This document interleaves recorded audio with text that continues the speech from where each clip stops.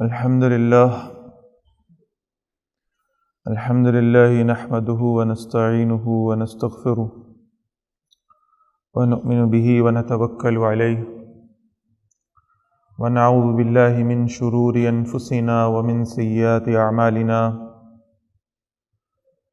من يهده الله فلا مضل له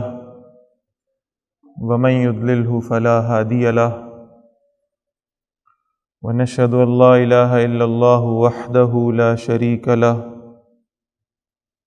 ونشهد أن سيدنا محمدًا عبده ورسوله فإن خير الحديث كتاب الله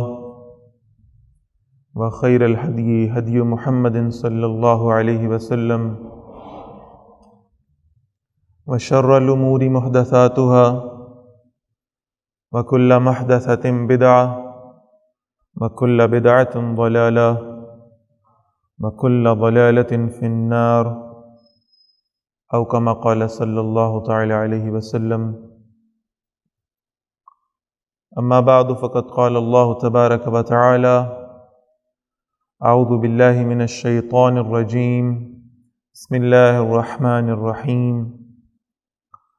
لقد سمع الله قول الذين قالوا إن الله فقير ونحن أغنياء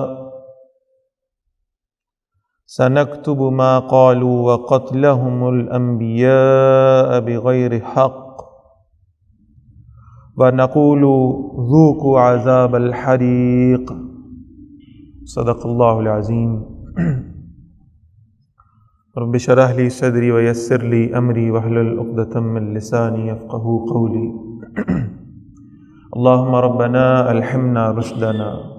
وأعذنا من شرور أنفسنا. اللهم أرنا الحق حقا وارزقنا اتباعه وأرنا الباطل باطلا وارزقنا اجتنابه. آمین یا رب العالمین. حضرات محترم،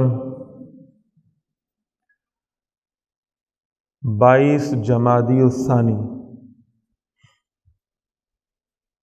یہ آج کی تاریخ بھی ہے اور جمعۃ المبارک کا دن بھی ہے، اور یہ 22 جمادی الثانی یوم وفات ہے سیدنا ابو بکر صدیق رضی اللہ تعالی عنہ کا.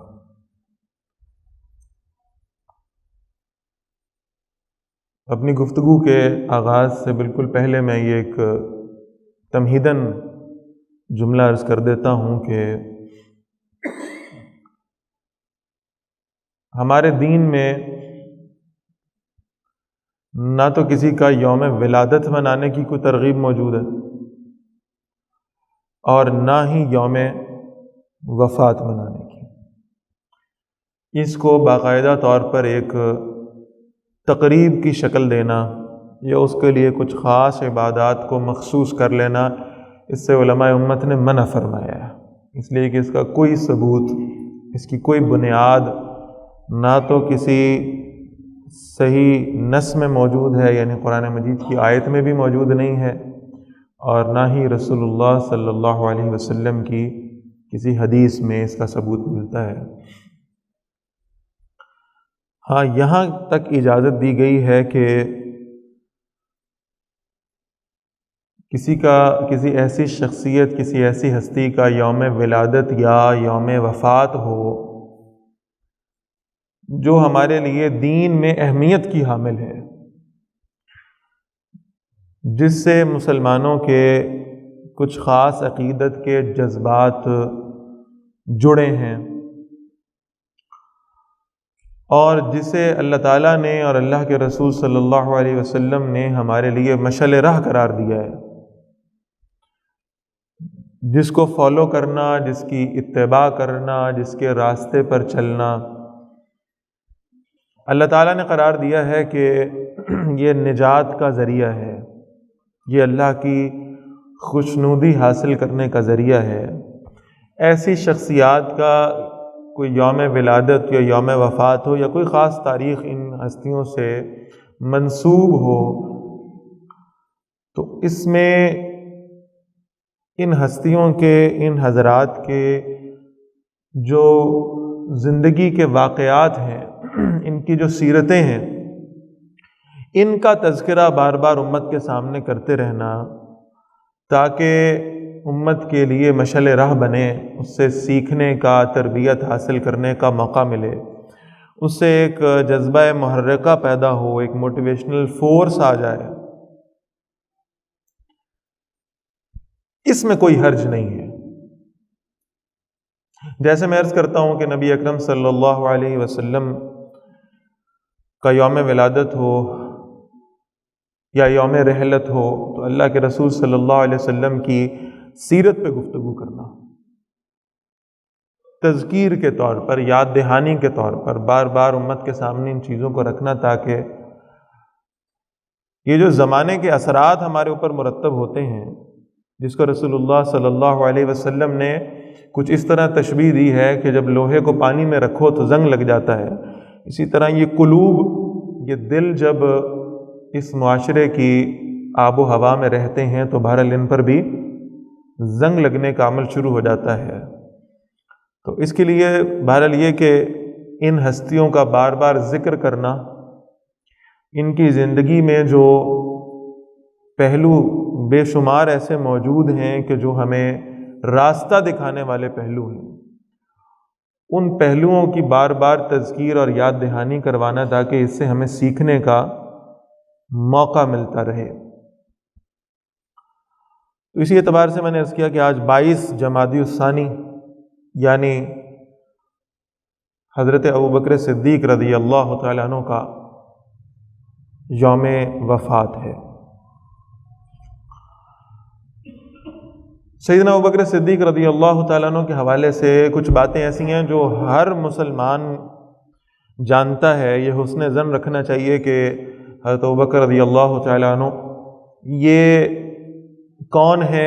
ان کا رتبہ کیا ہے، ان کا درجہ کیا ہے۔ یہ وہ باتیں ہیں جو ہر مسلمان کے علم میں اپنے ایمانی تقاضوں کے طور پر ہونی چاہیے، اور حسن ظن یہ ہے کہ یہ باتیں ہمارے ذہنوں میں تازہ بھی ہیں الحمدللہ۔ میں چند عملی باتوں کی طرف آج توجہ دلانا چاہ رہا ہوں۔ سیدنا ابوبکر رضی اللہ تعالیٰ عنہ کے فضائل تو اپنی جگہ ہیں، ان کے مناقب، ان کی عظمت، ان کی شان تو اپنی جگہ ہے، لیکن بہرحال یہ کہ ہماری زندگیوں میں ان کی سیرت کو پڑھ کر کیا تبدیلی آنی چاہیے، اس کی طرف توجہ مبذول کرانا جو ہے نا وہ مقصد ہے۔ تو صرف اپنی سعادت کے لیے میں ایک حدیث پڑھ رہا ہوں جو حضرت ابوبکر رضی اللہ تعالیٰ عنہ کی شان اور عظمت کے اوپر بہت بڑی دلیل ہے، بہت بڑی دلیل۔ اور روایت میں آتا ہے کہ نبی اکرم صلی اللہ علیہ وسلم اور سیدنا ابوبکر رضی اللہ تعالیٰ عنہ اور حضرت ابو دردہ رضی اللہ تعالیٰ عنہ، یہ بھی صحابی ہیں، جلیل القدر صحابی ہیں، یہ تینوں حضرات ایک جگہ پہ چل رہے تھے راستے میں۔ نبی صلی اللہ علیہ وسلم بھی تھے، حضرت ابوبکر رضی اللہ عنہ بھی تھے، اور حضرت ابو دردہ رضی اللہ تعالیٰ عنہ۔ اور نبی صلی اللہ علیہ وسلم نے دیکھا کہ حضرت ابو دردہ رضی اللہ تعالیٰ عنہ حضرت ابوبکر رضی اللہ تعالیٰ عنہ سے تھوڑا سا آگے چل رہے ہیں۔ حدیث میں اتنا ذکر موجود ہے، گمان یہ گزرتا ہے، جو ایک امیجنیشن بنتی ہے وہ یوں بنتی ہے کہ رسول اللہ صلی اللہ علیہ وسلم آگے ہوں گے، ان کے بعد پھر حضرت ابو دردہ ہوں گے رضی اللہ تعالیٰ عنہ، اور پھر سیدنا ابوبکر ہوں گے رضی اللہ تعالیٰ عنہ، اس لیے کہ کسی صحابی سے یہ گمان تو کیا نہیں جا سکتا کہ وہ رسول اللہ سے آگے چلے صلی اللہ علیہ وسلم۔ تو حضرت ابو دردہ حضرت ابوبکر رضی اللہ تعالیٰ عنہما سے آگے چل رہے تھے، تو نبی اکرم صلی اللہ علیہ وسلم نے انہیں ٹوکا ہے اور کہا ابو دردہ اس شخص سے یعنی ابو بکر سے آگے نہ چلو، اس لیے کہ یہ جو سورج تم دیکھ رہے ہو نا،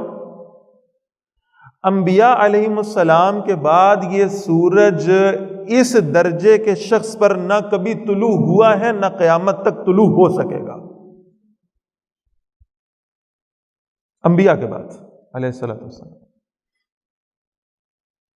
اس لیے اس کے آگے نہ چلو، اس کی تعظیم کرو، اس کی عزت کرو، اس کے پیچھے چلنے میں اپنی سعادت سمجھو۔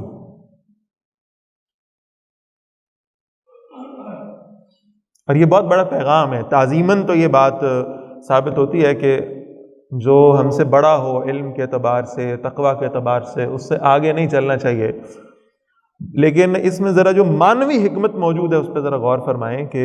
رسول اللہ صلی اللہ علیہ وسلم نے یہ فرما دیا کہ ابو بکر رضی اللہ تعالیٰ عنہ کے پیچھے چلو، یعنی ان کی اتباع کرو، ان کو فالو کرو. اور یہ قیامت تک کے لیے اصول بتا دیا کہ امت مسلمہ میں سے بھی جو سیدنا ابو بکر رضی اللہ تعالیٰ عنہ کی اتباع کرنے والے ہوں گے، نجات پانے والے بھی وہی ہوں گے.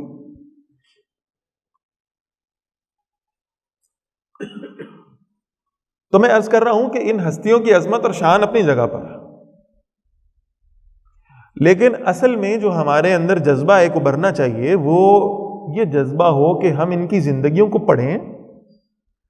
ان سے سیکھنے کی کوشش کریں، اور جو سیکھ لیں اس پر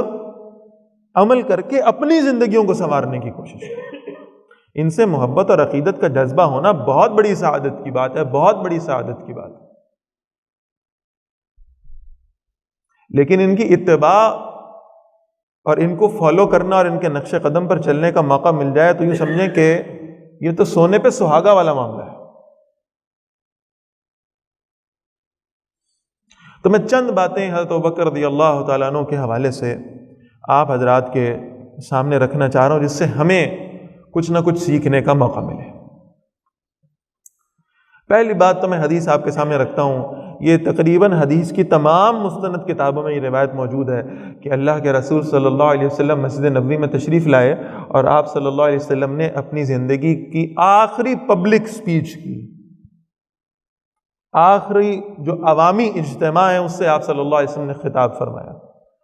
اور آپ صلی اللہ علیہ وسلم نے فرمایا لو کنت متخذا خلیلا سوى اللہ لاتخذت ابا بکر خلیلا، اگر میں اللہ کے سوا کسی کو اپنا خلیل بناتا، اور عربی زبان میں خلیل اس کو کہتے ہیں جس کی محبت جو ہے وہ آپ کے دل کے درمیان میں موجود ہے، اگر میں اللہ کے سوا کسی کو اپنا خلیل بناتا لاتخذت ابا بکر خلیلا، تو میں ابو بکر کو اپنا خلیل بنا لیتا رضی اللہ تعالی. یعنی یہ کیپیبلٹیز اور یہ خاصیتیں اگر کسی شخصیت میں موجود ہیں تو بلا شبہ وہ حضرت ابوبکر رضی اللہ تعالیٰ. اور یہاں سے ہمیں معلوم ہوتا ہے، اس کے بعد جو اگلا جملہ اللہ کے نبی صلی اللہ علیہ وسلم نے ارشاد فرمایا وہ بڑا غور طلب ہے. آپ صلی اللہ علیہ وسلم نے فرمایا کہ آج تک مجھ پر جس نے جو احسان کیا ہے میں نے سب کے احسانات کے بدلے چکا دیے، اور ایک شخص کے احسانات کا بدلہ میں نہیں چکا سکتا، وہ اللہ ہی چکائے گا، اور وہ شخص ابو بکر ہے رضی اللہ تعالیٰ. یہ کون سے احسانات ہیں؟ نبی اکرم صلی اللہ علیہ وسلم نے اپنی کسی ذاتی ضرورت کے لیے استفادہ کیا ہوگا، بلکہ معلوم یہ ہوتا ہے کہ حضرت ابوبکر رضی اللہ تعالیٰ نے اللہ کے نبی صلی اللہ علیہ وسلم کے حکم پر اللہ کے دین کے لیے اپنا سب کچھ قربان کیا ہے، کچھ بھی نہیں چھوڑا. حضرت اسماء رضی اللہ تعالیٰ عنہ روایت کرتی ہیں کہ جب رسول اللہ صلی اللہ علیہ وسلم کے ساتھ حضرت ابوبکر رضی اللہ تعالیٰ عنہ ہجرت کے سفر پہ نکلے ہیں تو ان کے والد بوڑھے تھے، بیمار تھے، ابو قحافہ، بعد میں ایمان لے آئے رضی اللہ تعالیٰ عنہ. تو کہہ رہے ہیں کہ جب وہ صبح اٹھے ہیں تو حضرت اسماء کہتی ہیں کہ مجھ سے پوچھا دادا جان نے کہ ابوبکر کدھر ہے؟ تو حضرت اسماء کہتی ہیں میں نے دادا جان سے عرض کیا کہ وہ تو رسول اللہ صلی اللہ علیہ وسلم کے ساتھ سفر پہ نکل گئے ہیں، ہجرت کے سفر پہ نکل گئے. تو حضرت ابو قحافہ رضی اللہ تعالیٰ اس وقت تک ایمان نہیں لائے تھے، کہنے لگے کیا گھر میں ہمارے لیے بھی کچھ چھوڑ کر گیا ہے؟ حضرت اسماء کہتی ہیں میں بڑی پریشان ہوئی کہ میں بوڑھے دادا کو کیا جواب دوں. تو کہتی ہیں میں نے ایک کپڑا لیا اور میں نے اس کے اندر کچھ پتھر ڈالے اور میں نے ان پتھروں کو ایسے کھڑکایا اور میں نے کہا ابا جان نہیں دادا جان نہیں، بالکل ابا جی جو ہے نا وہ بڑا سامان چھوڑ گئے ہمارے لیے، ہماری ضرورت کے لیے سب کچھ موجود ہے، آپ اللہ پہ توکل کریں. یعنی معلوم یہ ہوتا ہے کہ حضرت ابوبکر رضی اللہ تعالیٰ عنہ وہ سب کچھ سمیٹ کر جو ہے وہ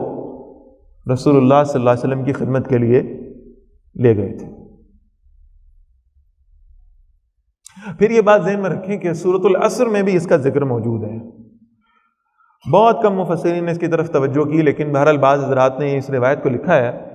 کہ سورۃ العصر بھی جو ہے وہ اصلاً حضرت ابوبکر رضی اللہ تعالیٰ عنہ کی اس قربانی کے نتیجے ہی میں نازل ہوئی ہے. میں یہ دو مثالیں آج آپ کے سامنے عرض کرنا چاہ رہا ہوں. وہ جو اقبال نے پتہ نہیں کس لے میں کہا تھا نا کہ دو عالم سے کرتی ہے بیگانہ دل کو، عجب چیز ہے لذت آشنائی۔ وہ لذت آشنائی اگر میسر آ جائے اللہ کے ساتھ، وہ آشنائی کا تعلق بن جائے، وہ معرفت کا لطف حاصل ہو جائے، اس کی حلاوت مل جائے، تو پھر انسان کے جذبات کیا ہوتے ہیں۔ میں اس کی 2 مثالیں عرض کرتا ہوں۔ اور وہ جو حدیث میں آتا ہے، اللہ کے رسول نے فرمایا صلی اللہ علیہ وسلم کہ جب تم اللہ کے بن جاتے ہو تو پھر اللہ تمہارا بن جاتا ہے۔ تو اس کی یہ 2 بڑی مثالیں ہمیں حضرت ابوبکر رضی اللہ تعالیٰ عنہ کی زندگی سے ملتی ہیں۔ پہلی مثال ذرا سنیے سورۃ العصر کے حوالے سے، یعنی حضرت ابوبکر رضی اللہ تعالیٰ عنہ کو اللہ تعالیٰ نے عزت بھی دی تھی، اس لیے کہ یہ غرباء کی مدد بھی کیا کرتے تھے اور یتیموں کے سر پہ ہاتھ بھی رکھا کرتے تھے اور لوگوں کی مشکلیں آسان کرنے میں پیش رہتے تھے اسلام سے قبل بھی۔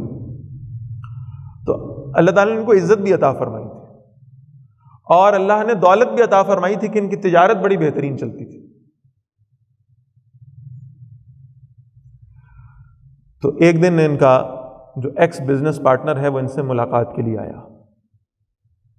اب آپ یہ نوٹ فرمائیں کہ یہ حضرت ابوبکر رضی اللہ تعالیٰ عنہ کا ڈرائنگ روم ہے گھر کا، اور اس میں حضرت ابوبکر رضی اللہ تعالیٰ عنہ بیٹھے ہیں اور ان کا ایکس بزنس پارٹنر بیٹھا ہوا ہے، اور اس نے آ کر یہ جملہ کہا کہ آپ نے یہ کیا فیصلہ کر لیا ہے؟ یہ ایمان لانے کا فیصلہ کر کے آپ نے بڑا گھاٹے کا سودا کیا مجھے لگتا ہے، اس لیے کہ آپ ایمان لائے ہیں تو آپ کی جو عزت تھی وہ بھی آپ کے ہاتھ سے چلی گئی، آپ کی تجارت بھی ختم ہو گئی، آپ نے جو بینک بیلنس جمع کیا تھا اس سے آپ مسلمانوں کے غلام آزاد کروا کے انہیں آزاد کرتے جا رہے ہیں۔ یہ آپ نے کیسا فیصلہ کیا ہے؟ آپ نے اپنی جمع پونجی بھی ضائع کر دی، آپ نے اپنی تجارت بھی ٹھپ کرا دی، آپ کی عزت بھی کوئی نہیں رہی۔ مجھے معلوم ہوا چند دن پہلے آپ کو مکہ والوں نے بیت اللہ میں مار پیٹ بھی بہت کی ہے۔ آپ نے ایمان لا کر بڑے خسارے کا سودا کیا ہے، معاذ اللہ۔ اب یہ تانا اس مشرک نے حضرت ابوبکر کو دیا ہے رضی اللہ تعالیٰ عنہ، اور یہ 2 لوگ وہاں بیٹھے، تیسرا کوئی نہیں اللہ کے سوا،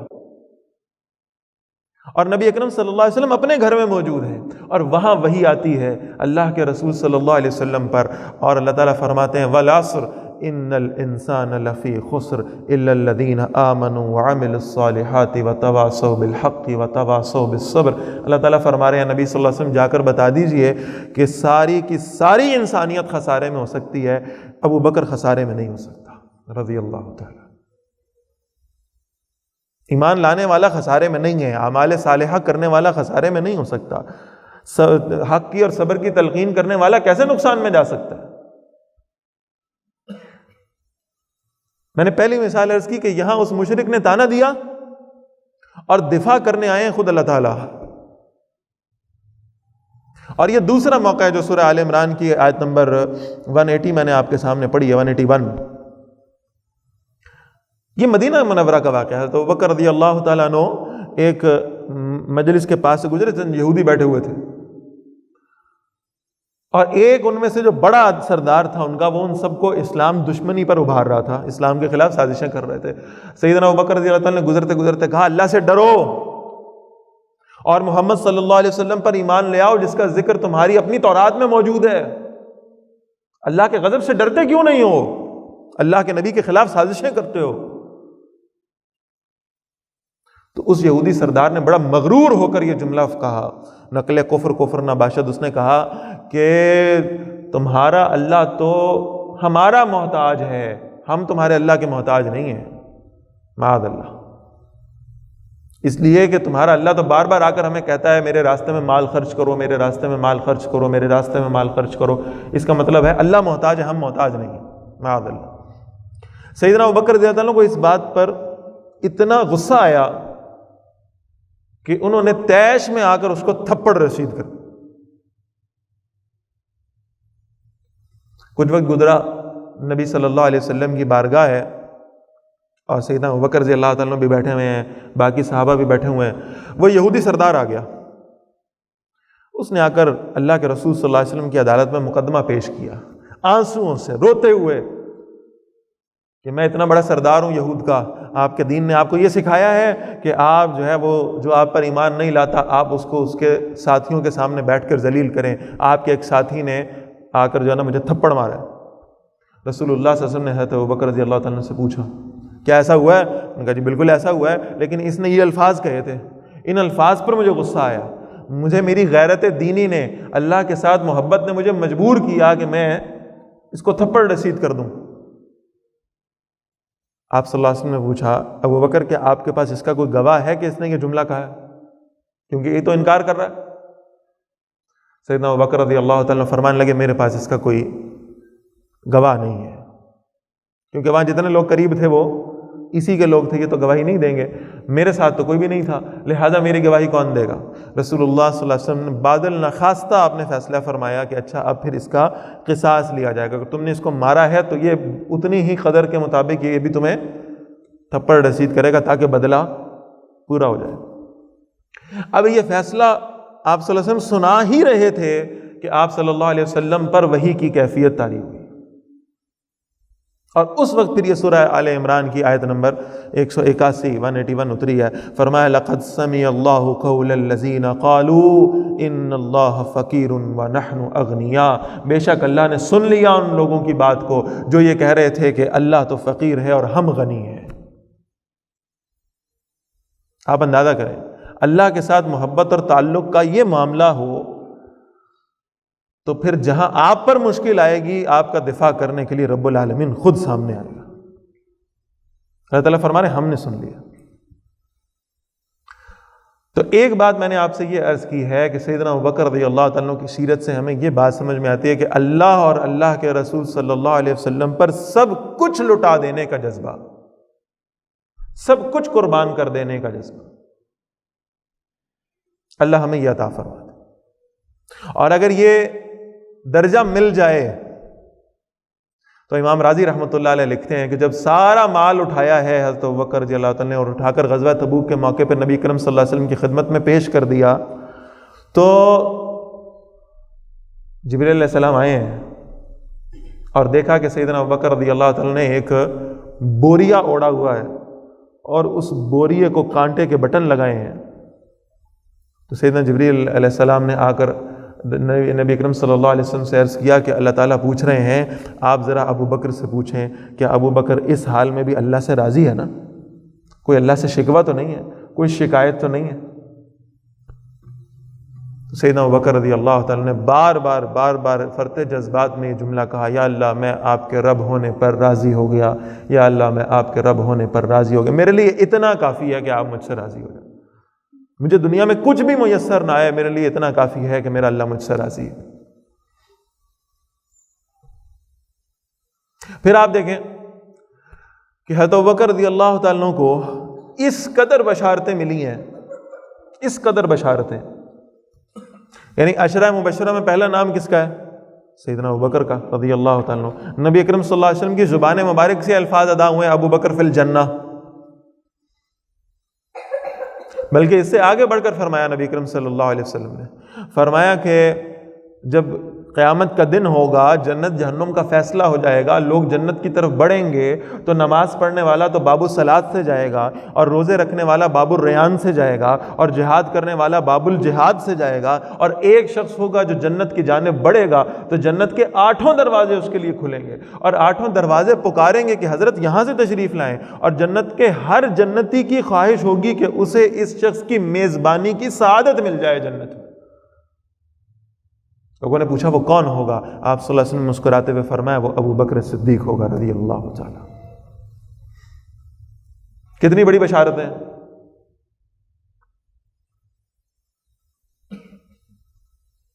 اور پھر نبی اکرم صلی اللہ علیہ وسلم کی جو صحبت میسر آئی ہے، غار ثور کا واقعہ تو سب کے علم میں ہے کہ کیسی خوبصورت صحبت رہی۔ میں اس سے اگلی روایت آج آپ کو سنانے لگا۔ بعض اوقات ہوتا تھا کہ نبی اکرم صلی اللہ علیہ وسلم کے پاس صحابہ آ کے بیٹھ جاتے تھے، اور سارے کے سارے صحابہ نبی اکرم صلی اللہ علیہ وسلم سے اس قدر محبت رکھتے تھے کہ ان کا دل ہی نہیں کرتا تھا آپ صلی اللہ علیہ وسلم کے پاس سے اٹھنے کو، ان کا دل کرتا تھا وہیں بیٹھے رہے، جتنی زیادہ صحبت ملے، جتنا زیادہ وقت آپ صلی اللہ علیہ وسلم کے ساتھ میسر آ جائے وہ گزار لیں۔ تو آپ صلی اللہ علیہ وسلم بڑے وفادار آدمی تھے، خود تو منع نہیں فرماتے تھے، لیکن قرآن مجید میں یہ پھر آیات آئیں کہ جب تم کام کی بات کر لو تو پھر نبی صلی اللہ علیہ وسلم کے پاس سے اٹھ جایا کرو، اور تب آیا کرو جب وہ تمہیں بلایا کرو، ادب سکھا دیا۔ جب یہ آیات اتری اور نبی صلی اللہ علیہ وسلم نے یہ آیات سنا دی، یہ صبح کا وقت تھا، تو سارے صحابہ کو سمجھ میں آ گئی کہ غیر ضروری طور پہ نبی صلی اللہ علیہ وسلم کے پاس ہم نے نہیں بیٹھنا، یہ صبح کا وقت ہے۔ اس کے بعد ظہر کی نماز کا وقت ہوا، آپ صلی اللہ علیہ وسلم نے ظہر کی نماز پڑھائی، اپنا چہرہ مبارک موڑا اور بیٹھ گئے، اور تھوڑی دیر کے بعد انس بن مالک رضی اللہ تعالیٰ عنہ کو بلا کر پوچھا ابو بکر نہیں آئے میرے پاس؟ کہا جی وہ چلے گئے نماز پڑھ کے۔ آپ صلی اللہ علیہ وسلم خاموش ہو گئے۔ عصر کی نماز کا وقت ہو گیا، عصر کی نماز کے بعد پھر آپ صلی اللہ علیہ وسلم نے انس رضی اللہ تعالیٰ عنہ سے پوچھا ابو بکر نہیں آئے؟ کہا نماز پڑھنے آئے تھے، نماز پڑھ کے چلے گئے۔ مغرب کی نماز کا وقت ہو گیا، حضرت انس رضی اللہ تعالیٰ عنہ بھاگے گئے ابو بکر رضی اللہ تعالیٰ عنہ کے پاس، اور جا کر عرض کیا کہ حضرت نبی صلی اللہ علیہ وسلم 3 مرتبہ آپ کے بارے میں پوچھ چکے ہیں کہ آپ آئے نہیں ان کے پاس بیٹھنے۔ حضرت ابوبکر رضی اللہ عنہ دوڑے گئے، نبی اکرم صلی اللہ علیہ وسلم کی خدمت میں حاضر ہوئے، عرض کیا یا رسول اللہ صلی اللہ علیہ وسلم، آپ نے فرمایا تھا کہ غیر ضروری طور پہ نہ بیٹھا کرو، اور جب کام ختم ہو جائے تو اٹھ کے چلے جایا کرو۔ میں تو اس لیے ظہر کے بعد بھی نہیں بیٹھا، عصر کے بعد بھی نہیں بیٹھا، مغرب کے بعد بھی نہیں بیٹھا، میں تو واپس چلا گیا تھا کہ کہیں آپ کی طبیعت میں کوئی گرانی واقع نہ ہو جائے، آپ کو برا محسوس نہ ہو جائے، اس لیے میں چلا گیا تھا۔ اللہ کے نبی صلی اللہ علیہ وسلم کی آنکھوں میں آنسو آئے، فرمایا ابو بکر یہ حکم سب کے لیے ہے، صدیق اکبر کے لیے نہیں ہے، یہ حکم تیرے لیے نہیں، تو میرے پاس بیٹھا کر۔ صرف ایک روایت آتی ہے جس میں یہ شبہ لگتا ہے کہ شاید حضرت ابوبکر رضی اللہ تعالیٰ عنہ سے زیادہ بھی کسی کا درجہ ہو سکتا ہے، ایک شبہ لگتا ہے، اور وہ روایت کیا ہے؟ بہت لوگ اس پہ سوال کرتے ہیں کہ اللہ کے رسول نے فرمایا صلی اللہ علیہ وسلم لو کان بعدی نبی لکان عمر، میرے بعد کوئی نبی ہوتا تو عمر ہوتا۔ تو یہ بڑا کامن ایک سوال کیا جاتا ہے کہ رسول اللہ صلی اللہ علیہ وسلم کے بعد اور انبیاء علیہ السلام کے بعد سب سے افضل ترین شخص، افضل الناس بعد الانبیاء بالتحقیق سیدنا ابی بکر صدیق رضی اللہ تعالیٰ عنہ، رسول اللہ نے فرمایا صلی اللہ علیہ وسلم۔ تو پھر اس روایت میں حضرت عمر کا نام کیوں آیا؟ یہ کیوں کہا کہ میرے بعد کوئی نبی ہوتا تو عمر ہوتا؟ تو ابو بکر رضی اللہ عنہ کا نام آنا چاہیے تھا۔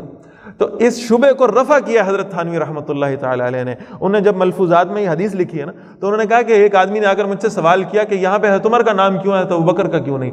تو حضرت تھانوی کہتے ہیں اللہ کے بندے، تم نے اس حدیث کو پڑھا ہی نہیں، تم نے اس کے الفاظ پہ غور ہی نہیں کیا۔ اس میں اللہ کے نبی فرما رہے ہیں لو کان بعدی نبی لکان عمر، میرے بعد کوئی نبی ہوتا تو عمر ہوتا۔ حضرت تھانوی فرماتے ہیں اللہ کے بندے، بعد اور بعد کے لفظ کا اطلاق ابو بکر پر ہو ہی نہیں سکتا تھا، اس لیے کہ بعد تو بعد سے ہے، دوری سے ہے۔ حضرت ابو بکر رضی اللہ تعالیٰ عنہ تو رسول اللہ صلی اللہ علیہ وسلم سے دور رہ ہی نہیں سکتے تھے۔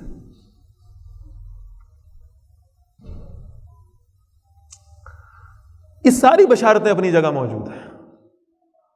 ساری بشارتیں،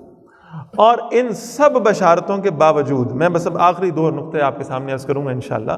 ان ساری بشارتوں کے باوجود سب سے پہلی بات یہ ہے کہ عاجزی اور انکساری کیسی تھی۔ حضرت عمر رضی اللہ تعالیٰ عنہ کہتے ہیں نبی اکرم صلی اللہ علیہ وسلم وفات پا گئے، میں نے سوچا کہ نبی اکرم صلی اللہ علیہ وسلم کی صحبت میں جو ہم فیض اٹھایا کرتے تھے، جو نیکیاں کیا کرتے تھے، اب اس کا اس انداز سے تو شاید موقع نہیں رہا، آپ صلی اللہ علیہ وسلم دنیا سے رخصت ہو گئے ہیں۔ تو کہتے ہیں کہ میں نے سوچا کہ میں نیکیوں کے اور کوئی طریقے ڈھونڈتا ہوں۔ تو روایت خود کر رہے ہیں، کہتے ہیں کہ میں نے ایک مدینہ منورہ میں ایک بوڑھی عورت کو ڈھونڈا، اور میں اس کے پاس گیا اور میں نے اسے جا کر کہا انا عمر ابن الخطاب، میں خطاب کا بیٹا عمر ہوں رضی اللہ تعالیٰ، میں آپ کے پاس آیا ہوں، اماں جی آپ بوڑھی ہو گئی ہیں، بیمار ہو گئی ہیں، گھر میں آپ کے کوئی نہیں ہے، میں جنت کمانا چاہتا ہوں، نیکیاں کمانا چاہتا ہوں، میں آپ کی خدمت میں حاضر ہوا ہوں، آپ ایسا کریں کہ آپ میرے ذمہ لگائیں، میں روز آپ کے گھر آیا کروں گا، آپ کی گھر کی صفائی کیا کروں گا، آپ کو کھانا پہنچایا کروں گا، آپ کے جھوٹے برتن دھویا کروں گا، آپ کو دوا دیا کروں گا، یہ سارے کام میں کیا کروں گا، میرے ذمہ کر دیجیے۔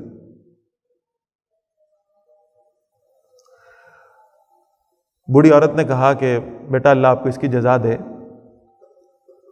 لیکن مجھے اس کی ضرورت نہیں ہے۔ حضرت عمر نے کہا کیوں ضرورت نہیں ہے جی؟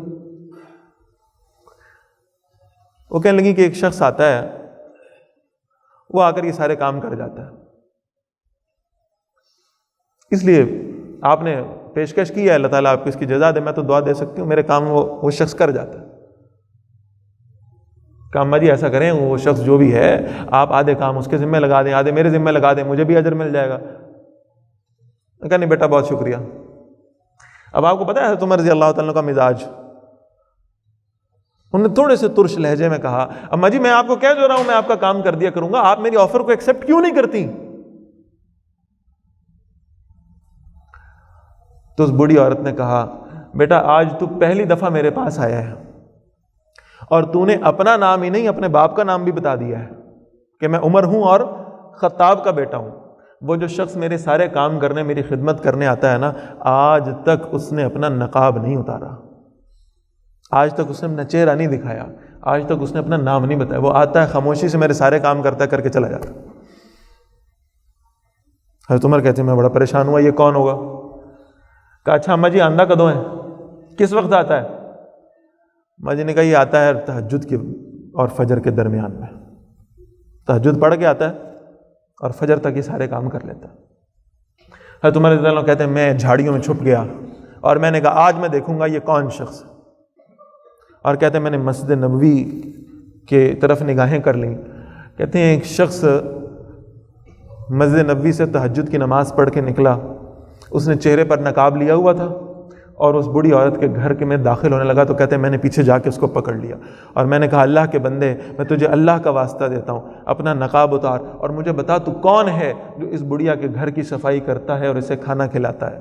تو اس شخص نے اپنا نقاب نیچے کیا، امیر المومنین سیدنا ابو بکر صدیق تھے رضی اللہ تعالی عنہ۔ حضرت عمر کہتے ہیں میں نے کہا ابو بکر مجھے پتا ہوتا تو میں تو پہلے ہی مان چکا کہ میں نیکیوں میں آپ کا مقابلہ نہیں کر سکتا، میں تو پہلے دستبردار ہو چکا، میں آپ کا مقابلہ کیسے کر سکتا ہوں؟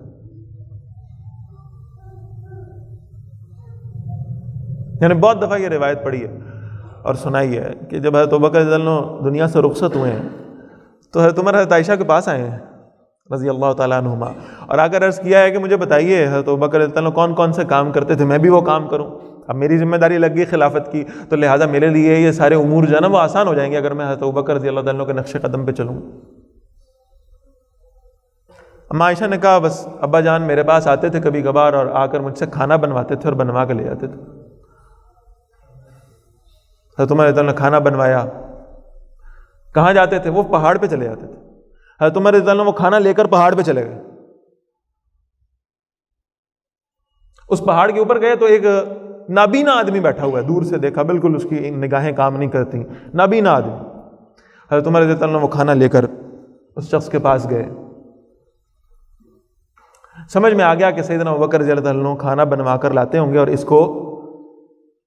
کھانا پیش کرتے ہوں گے۔ حضرت عمر نے کہا میں ایک قدم آگے بڑھتا ہوں،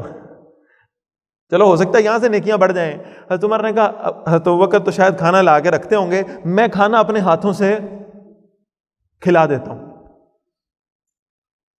انہوں نے ایک لقمہ توڑا اور اس شخص کے منہ میں ڈالنے لگے تو وہ بوڑھا نابینا آدمی انتہائی بزرگ، اس نے نوالا اپنے منہ سے نکالا اور کہنے لگا کیا ابو بکر اللہ کے پاس چلے گئے؟ کیا ابو بکر فوت ہو گئے؟ حضرت عمر کہتے ہیں میں نے حیران ہو کر کہا کہ اللہ کے بندے نہ میں نے تجھ سے کوئی بات کی، نہ میں نے تجھے کچھ بتایا کہ میں کون ہوں، اور میں نے خود لا کر تجھے لقمہ کھلانے کی کوشش کی اور تو نے فوراً کہا کہ ابو بکر دنیا سے چلے گئے ہیں رضی اللہ تعالی عنہ۔ تو وہ بوڑھا شخص کہنے لگا کہ وہ جب میرے لیے کھانا لے کر آتے تھے نا تو انہیں معلوم تھا کہ اس بڑھاپے میں میرے دانت نہیں ہیں، تو وہ اس لقمے کو پہلے اپنے دانتوں سے چبایا کرتے تھے اور پھر میرے منہ میں ڈالا کرتے تھے۔ آج تم نے وہ لقمہ ویسے ہی میرے منہ کے اندر رکھ دیا، مجھے معلوم ہو گیا کہ ابو بکر اب اس دنیا میں نہیں رہے رضی اللہ تعالی۔ یہ عاجزی اور انکساری، جنتیں جس شخص کا انتظار کر رہی ہوں اس شخص کے اندر بھی یہ عاجزی اور انکساری والا معاملہ ہو۔ تو ہم کس بنیاد پہ تکبر کر سکتے ہیں؟ ہم 5 نمازیں پڑھ لیتے ہیں کسی دن تو ہمارا تکبر ہمارے سے سنبھالا نہیں جا رہا ہوتا. ہمارا دل کر رہا ہوتا ہے ہر شخص کے پاس جا کے ذکر کریں کہ آج میں نے 5 نمازیں پڑھ لی. اگر کسی دن اللہ تعالیٰ تہجد کی توفیق دے دے تو پھر جو ہے نا وہ ذرا آنکھیں مل مل کے لوگوں کے سامنے آنکھوں کو رگڑ رہے ہوتے ہیں تاکہ کوئی پوچھے حضرت نیند پوری نہیں ہوئی تو کہیں جی بس تہجد گزار آدمی ہوں کیا بتاؤں. اور وہاں نیکیوں کا معاملہ یہ ہے کہ چھپا چھپا کے نیکیاں کر، چھپا چھپا کے نیکیاں کر، اور انتہائی عاجزی کے ساتھ، انتہائی عاجزی کے ساتھ. اور آخری بات کی طرف آ رہا ہوں. وہ شخص جس کے لیے اتنی بشارتیں ہیں، وہ شخص جس کا ہاتھ پکڑ کر رسول اللہ صلی اللہ علیہ وسلم مسجد سے نکلتے ہیں، ایک ہاتھ میں ابو بکر رضی اللہ تعالیٰ عنہ کا ہاتھ ہے، دوسرے ہاتھ میں حضرت عمر رضی اللہ تعالیٰ عنہ کا ہاتھ ہے، اور ایسے مسجد نبوی سے باہر نکلے. کسی صحابی نے کہا کیا خوبصورت نظارہ ہے. آپ صلی اللہ علیہ وسلم فرمایا اللہ کے بندے یاد رکھنا قیامت والے دن بھی ہم ایسے ہی اٹھیں گے. میرے ایک ہاتھ میں ابو بکر کا ہاتھ ہوگا، دوسرے میں عمر کا ہاتھ ہوگا رضی اللہ تعالیٰ. اور جس کے بارے میں اتنی فضیلتیں ہوں، حضرت عائشہ رضی اللہ تعالیٰ عنہ کہتی ہیں کہ میں رسول اللہ کے پاس آئی صلی اللہ علیہ وسلم، میں نے کہا یا رسول اللہ صلی اللہ علیہ وسلم میں نے خواب دیکھا ہے، مجھے اس کی تعبیر سمجھ میں نہیں آتی، مجھے اس کی تعبیر سمجھ میں نہیں آتی. تو آپ صلی اللہ علیہ وسلم نے پوچھا کیا خواب ہے؟ کہا میں نے خواب دیکھا ہے کہ میرے حجرے میں 3 چاند اتر آئے ہیں آسمان سے. آپ صلی اللہ علیہ وسلم نے فرمایا اللہ کی بندی تجھے اس خواب کی تعبیر جلدی معلوم ہو جائے گی. حضرت عائشہ نے یہ خواب حضرت فاطمہ کو سنایا، بیٹی تھی نا. حضرت فاطمہ رضی اللہ تعالیٰ عنہا نے یہ خواب اپنے شوہر یعنی حضرت علی کو سنایا رضی اللہ تعالیٰ. تو جس دن حضرت عمر رضی اللہ تعالیٰ عنہ کی شہادت ہوئی ہے اور وہ حجرہ نبوی میں دفن ہوئے ہیں نا، تو اس وقت حضرت علی نے روتے ہوئے کہا آج اماں عائشہ کا خواب پورا ہو گیا ہے، آج وہ 3 چاند ان کے حجرے میں اتر گئے.